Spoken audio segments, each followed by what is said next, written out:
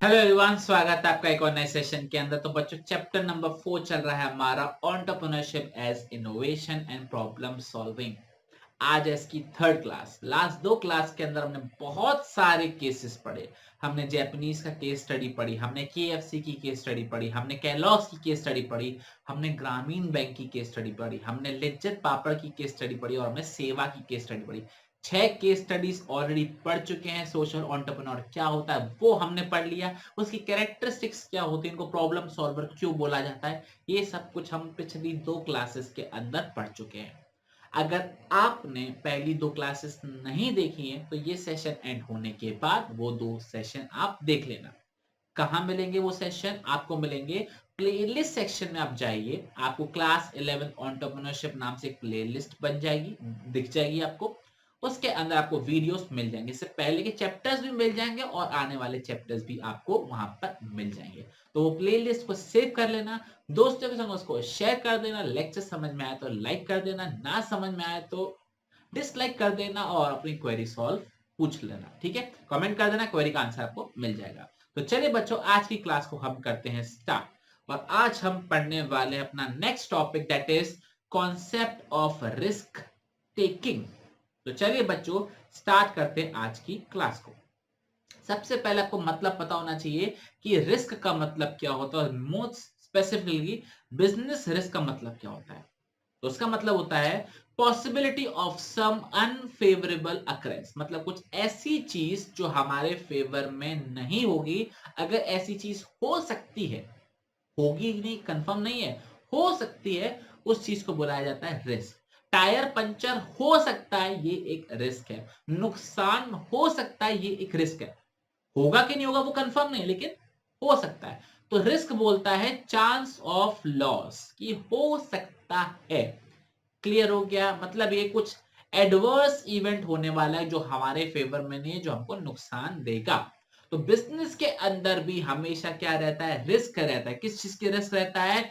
Loss होने का, business के डूबने का, बिजनेस के ना चलने का, उसका रिस्क रहता है। क्लियर हो गया? ओके। अब 2 तरीके के रिस्क होते हैं बेसिकली। एक होता है हमारा इंश्योरेबल रिस्क और दूसरा होता है हमारा non insurable risk. Insurable risk का मतलब होता है जिसके अगेंस्ट में हम प्रोटेक्शन ले सकते हैं। जैसे चोरी के अगेंस्ट में प्रोटेक्शन ले सकते हैं, ठीक है ना। इसके अलावा किसी की डेथ हो जाती है तो उसके अगेंस्ट में हम प्रोटेक्शन ले लेते हैं। आग लग जाती है तो उसके अगेंस्ट में भी हम प्रोटेक्शन ले लेते हैं। भूकंप आ गया, फ्लड आ गया, उसके अगेंस्ट में प्रोटेक्शन ले सकते हैं। ये होते हैं हमारे इंश्योरेबल रिस्क। एक होते हैं हमारे नॉन इंश्योरेबल रिस्क, जिसका मतलब हमको पता नहीं है कि इससे क्या नुकसान होगा, नुकसान हो भी सकता है कि नहीं हो सकता, और इसको हम प्रोटेक्ट नहीं करवा सकते। मतलब मार्केट में लोगों को प्रोडक्ट ही खत्म हो गया, पसंद ही नहीं आ रहा लोगों को प्रोडक्ट, हो गया नुकसान। गवर्नमेंट ने पॉलिसी चेंज कर दी, गवर्नमेंट ने अल्कोहल ही बैन कर दिया, तो आपने दारू का ठेका खोला हुआ तो हो गया बंद। तो ये होते हैं आपके नॉन इंश्योरेबल रिस्क, जिसको आप पहले से प्रिडिक्ट नहीं कर सकते हो कि क्या हो सकता है, और दूसरा चीज इसको आप इंश्योर भी नहीं करा सकते। क्लियर हो गया? कोई डाउट? इंश्योरेबल रिस्क इंश्योरेंस करवाया जा सकता है, जो इंश्योरेंस कंपनियां होती हैं वो इंश्योरेंस कर देती हैं, लेकिन नॉन इंश्योरेबल रिस्क का कोई भी इंश्योरेंस नहीं होता। क्लियर हो गया? ओके। अब दूसरे टाइप के भी रिस्क होते हैं। एक होता है हमारा इंटरनल रिस्क और एक होता है हमारा एक्सटर्नल रिस्क। इंटरनल रिस्क का मतलब होता है जो विद इन द ऑर्गेनाइजेशन आपका रिस्क होता है, उसे बुलाया जाता है इंटरनल रिस्क। और जो आउटसाइड द ऑर्गेनाइजेशन से आपको परेशानी हो रही है उसे बुलाया जाता है एक्सटर्नल रिस्क। क्लियर? रीड करते हैं। Internal risk are those risk which arise from the events taking place within the business enterprise, मतलब जो भी हो रहा है आपके बिजनेस ऑर्गेनाइजेशन के अंदर हो रहा है, उससे जो रिस्क होता है उससे हम बुलाते हैं इंटरनल रिस्क। क्या आपको ये चीज क्लियर है? Okay. Such risk arise during the ordinary course of business, जो नॉर्मल हम डेली बेसिस बिजनेस करते हैं उसी में क्या हो जाता है? रिस्क आ जाता है। इस रिस्क को हम फोरकास्ट कर सकते हैं। फोरकास्ट का मतलब भविष्यवाणी कर सकते हैं कि हो सकता है, और इसकी प्रोबेबिलिटी भी पता लग जाती है कि कब होगा, कब हो सकता है, कब नहीं हो सकता, ये हम पहले से पता लगा सकते हैं क्योंकि हमारी ऑर्गेनाइजेशन के अंदर ही हो रहा है।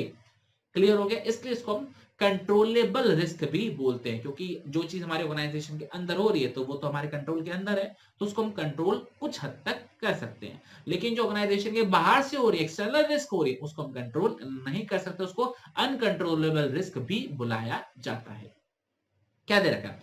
अलग अलग टाइप के रिस्क है। सबसे पहला आता है हमारा ह्यूमन फैक्टर्स, क्योंकि ऑर्गेनाइजेशन चलती है लोगों से, तो लोग सबसे बड़ा रिस्क बन सकते हैं। कब बन सकते हैं? जब वो स्ट्राइक कर ले, जब वो लॉकआउट कर ले। लॉकआउट का मतलब होता है हमको काम ही नहीं करेंगे, हम बैठे हैं, धरने पर बैठे हैं, तनख्वाह बढ़ाओ, हमारे को बढ़िया फैसिलिटीज प्रोवाइड करो, धरने पे बैठ गए, तब काम नहीं होगा, नुकसान हो सकता है। नेग्लिजेंस, नेग्लिजेंस का मतलब होता है ध्यान देना, ध्यान ना देना, प्रॉपर ध्यान ना देना, उससे नुकसान हो सकता है। डिसऑनेस्टी, चोरी हो गया, धोखेबाजी हो गया, एक्सीडेंट हो गया, किसी का डेथ हो गई काम करते हुए, मशीन में हाथ आ गया, दिक्कत हो जाती है वो सारे लोग। इनकॉम्पिटेंस, किसी नालायक को हमने जॉब पर रख लिया, इससे भी दिक्कत हो सकती है। क्लियर हो गया? सप्लायर सप्लाई करना रह गया, ठीक है ना, पेमेंट हम टाइम पर नहीं कर पाए, तो ऐसे केस के अंदर ये सब क्या ह्यूमन फैक्टर्स है और ये हमारे बिजनेस को नुकसान पहुंचा सकते हैं।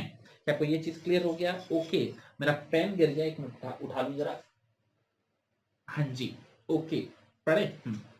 दूसरा आता है हमारा टेक्नोलॉजिकल फैक्टर। टेक्नोलॉजिकल फैक्टर मतलब टेक्नोलॉजी, मतलब technology factor are unforeseen changes in the techniques of production और डिस्ट्रीब्यूशन। मतलब ये काम करने का तरीका ही बदल गया, मशीन पुरानी हो गई, वो वाली नई टेक्नोलॉजी आ गई, उससे भी हमको रिस्क हो सकता है। ठीक है, क्या लिखा है? टेक्नोलॉजिकल ऑब्सोलेंस, जो हम काम कर रहे थे वो ऑब्सोलीट हो गया, वो पुराना हो गया, वो उसको यूज ही नहीं किया जाता। जैसे हमारे के लिखा हुआ है टेक्नोलॉजिकल एडवांसमेंट आ गया, जिससे हम अपने अच्छी क्वालिटी के प्रोडक्ट बना सकते हैं, लेकिन आज तक हम ट्रेडिशनल मेथड यूज कर रहे थे, वो अब बदलना पड़ेगा, नया यूज करना पड़ेगा, उसमें थोड़ा सा खर्चा हो जाएगा, नुकसान हो सकता है। तो ये सारी चीजें क्लियर हो गया? ओके, लिखा हुआ है the packaging industry has increase the shelf life of product like chips and milk.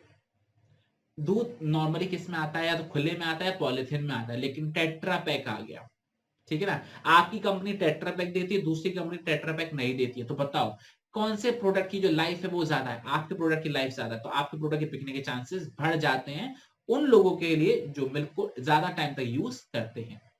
Clear हो गया? तो एडवांसमेंट आ गया टेक्नोलॉजी में, आपकी जो ट्रेडिशनल पैकिंग थी वो ऑब्सोलीट होती जा रही है, नई तरीके की काम होती जा रही है। आपका दूध जल्दी खराब हो सकता है और उसको जल्दी यूज करना पड़ेगा, लेकिन टेट्रा पैक वाले को लंबे टाइम तक आप सस्टेन करके रख सकते हो। तो ये टेक्नोलॉजिकल फैक्टर्स भी आ जाते हैं।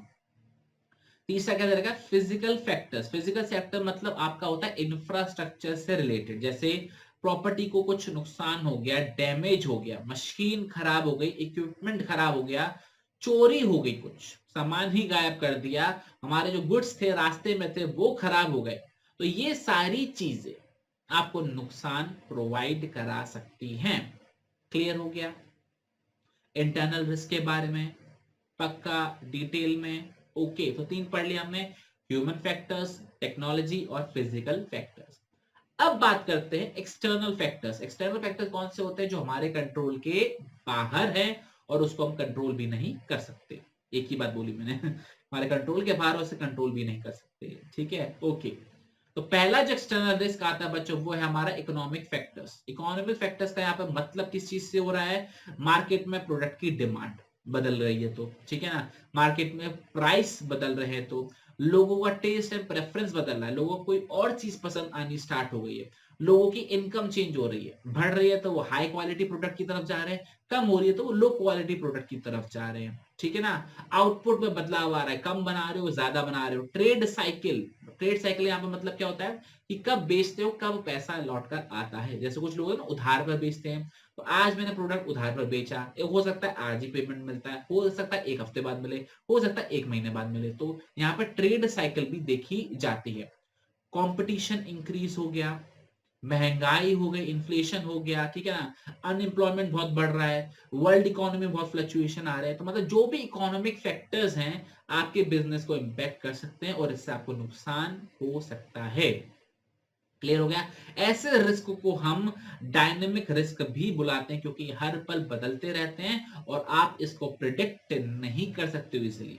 ठीक है ना। गवर्नमेंट कब पॉलिसी ले आए, डिमांड कब बदल जाए, प्राइस कब कम हो जाए, आप प्रेडिक्ट पहले से नहीं कर सकते हो, इसलिए इसको डायनेमिक मतलब हर पर बदलने वाला रिस्क भी बुलाते हैं। क्लियर हो गया। और ऐसा नहीं है कि इसको नुकसान ही होता है, इसके अंदर फायदा भी हो सकता है। प्राइस कम हो गया तो आपकी सेल बढ़ जाएगी, ये भी हो सकता है कि नहीं हो सकता। प्राइस कम होगी प्रोडक्ट की तो आपकी सेल बढ़ जाएगी, क्योंकि लोग सस्ते सामान को ज्यादा खरीदते हैं। ठीक है। प्राइस बढ़ गई तो आपका प्रॉफिट हो गया। होता ही नहीं होता। मान के चलो पेट्रोल हम खरीद के लेकर आए थे, हमारा पेट्रोल पंप है, हम एक महीने पहले पेट्रोल खरीद के लेकर आए थे और आज हमारे पास पेट्रोल पड़ा है, आज रात से दाम बढ़ गए तो आपको प्रॉफिट नहीं हो गया। वो चीजें हो सकता है। तो ऐसा नहीं है कि इकोनॉमिक फैक्टर से आपको नुकसान ही होगा, आपको फायदा भी हो सकता है। क्या लिखा हुआ है, such risk no may not necessary result in loss, but उसमें गेन भी हो सकता है। Clear, okay.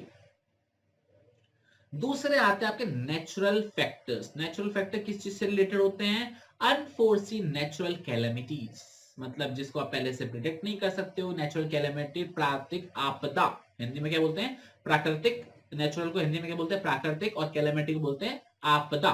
ठीक है। तो जिस पर आपका कोई भी कंट्रोल नहीं होता, जैसे अर्थक्वेक आ गया, फ्लड आ गया, फेमाइन आ गया, साइक्लोन आ गया, बिजली गिर गई, टोर्नेडो आ गया। इससे जिंदगी का नुकसान होता है, प्रॉपर्टी का भी नुकसान हो सकता है, और इससे आपको बिजनेस का नुकसान भी हो जाता है। तीसरे जो आते हैं हमारे, वो आते हैं पॉलिटिकल फैक्टर्स। गवर्नमेंट की पॉलिसी, दंगे जिससे बिजनेसेस लुट जाते हैं, ठीक है ना, वो सारी चीजें। ठीक है। जैसे क्या हुआ, गवर्नमेंट ने बदला। कम्युनल वायलेंस, कम्युनल वायलेंस का मतलब या राइट्स का मतलब क्या होता है, दंगे जो वगैरह हो जाते हैं। सिविल वॉर, आपस में लोग लड़ना चालू हो गए। ठीक है। इसके अलावा नेबरिंग कंट्रीज से आपके कुछ आप वो चल रहे हैं, जैसे हमारा इंडिया पाकिस्तान का चलता रहता है, इंडिया चाइना का चलता रहता है, लड़ाई वगैरह चलती रहती है, वो हो गया। गवर्नमेंट की पॉलिसी बदल गई, गवर्नमेंट के रूल्स एंड रेगुलेशंस बदल गए। तो ये सारे जो केसेस हैं आपके बिजनेस को इंपैक्ट कर सकते हैं। ठीक है। यहां तक क्लियर हो गया, ओके। इसके अलावा लास्ट क्या दे रखा है, change in taste and preferences. Customer का टेस्ट ही बदल रहा है, कस्टमर को कोई नई चीज पसंद आ रही है, वो नई चीज को प्रेफरेंस ज्यादा दे रहा है, तो ऐसे केस में नुकसान होने के चांसेस बढ़ जाते हैं। क्लियर हो गया। जैसे पहले क्या होता था, लोग घर पे खाना खाना ज्यादा पसंद करते थे, लेकिन अब फास्ट फूड जो आउटलेट्स है वो बहुत बढ़ गए हैं। अब लोग जोमेटो से खाना ज्यादा मंगाते हैं, ठेलों पे जाते हैं, कैफेज में जाते हैं, आपके रेस्टोरेंट में जाते हैं, वहां पर जाके लोग खाते हैं। तो ये क्या है, लोगों का टेस्ट एंड प्रेफरेंस बदल रहा है। पहले लोग थिएटर में जाके मूवी देखते थे, अब वो टीवी पे मूवीज देखते हैं। ओटीटी प्लेटफॉर्म सारे आपके नेटफ्लिक्स, अमेजोन प्राइम, आपके क्या कहते हैं, बाकी सारे जो भी हैं जितने भी हैं उस पर, सोनी लिव के हो गए, उस पर आ रहे हैं। तो ये क्या है, लोगों का टेस्ट एंड प्रेफरेंस बदल रहा है, और इससे आपके बिजनेस को नुकसान भी हो सकता है। क्लियर हो गया, ओके। तुम कह सकते हैं कि रिस्क बहुत अलग अलग तरीके का होता है, और आप अलग अलग तरीके से रिस्क को लेते हो, और आपको रिस्क को अगर सक्सेसफुली फेस करना है तो इन्होंने एडवाइस दी हुई है कि अब ये देखो कि किस तरीके का रिस्क है, उसके कारण क्या है, और किस किस तरीके से आप उसको मेजर कर सकते हो जिससे आप उसके इम्पैक्ट को मिनिमाइज कर सको। जैसे कि अगर आप मूवीज बनाते हो और ओटीटी प्लेटफॉर्म्स की डिमांड बढ़ रही है, तो आपको ओटीटी पे रिलीज करना चाहिए। ठीक है। आप अगर नॉर्मल खाना बनाते हो तो आपको फास्ट फूड वाले जॉइंट्स ओपन करने पड़ जाएंगे, क्योंकि लोगों को बन रहा है। ठीक है। तो ये आपको बदलना पड़ेगा, आपको लोगों को देखना पड़ेगा कि मार्केट किस तरफ जा रहा है, और उस हिसाब से आपको चेंजेस भी लेकर आने पड़ेंगे। क्लियर हो गया, ओके। तो चलिए बच्चों, आज की क्लास को देते हैं यहीं पे विराम। छोटी सी क्लास थी हमारी, आई होप आपको समझ में आ रही होगी। आज हमने क्या पढ़ा, रिस्क, इंटरनल रिस्क और एक्सटर्नल रिस्क के बारे में पढ़ा। तो चलिए बच्चों, आपसे मुलाकात करते हैं नेक्स्ट क्लास के अंदर, जिसके अंदर हम रोल ऑफ टेक्नोलॉजी और रोल ऑफ सोशल मीडिया देखेंगे कि कैसे वो बिजनेस को बढ़ा रहे हैं। तब तक के लिए जय हिंद, जय भारत, बाय बाय।